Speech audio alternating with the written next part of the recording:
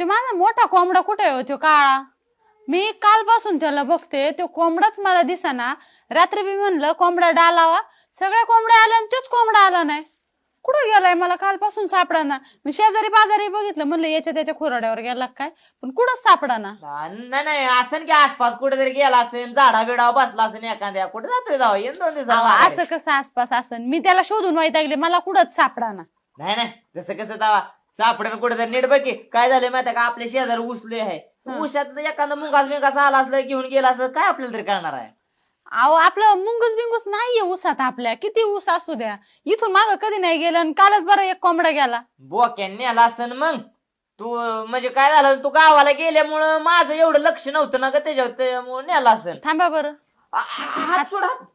हात काढा म्हणते ना तुमचा. नको नको, हा पिंटोच ना, हात पिन आहे एक. अहो, पिंटूच द्या, पण मला काहीतरी दिसलंय तुमच्या आपण नको खिशात. रागा तीन तर. अयो, एवढे पैसे कुठून आणले तुम्ही? हा, बरेच लय आहेत. मी तर त्या दिवशी जाताना तुम्हाला 10 रुपये दिलते. एवढे पैसे कुठून आणले ते तुम्ही? माझ्या कामाचं आहे तर. सांगा म्हणते ना, पैसे कुठून आणले? ते तुझा लाल का कोंबडा नव्हता होय, असला खाब्याच्या खाब्या 2 किलोचा. तो का नाही मी दत्ताला 600 रुपयाला इकला. कुणाला विचारून विकला? ते कधी खायला टाकलं त्याला? नाही. हा, कधी पाणी पाजलं कोंबड्यांना? नाही. हा, कधी झाडून घेतलं कोंबड्यांचं? नाही. मग कुणाला विचारून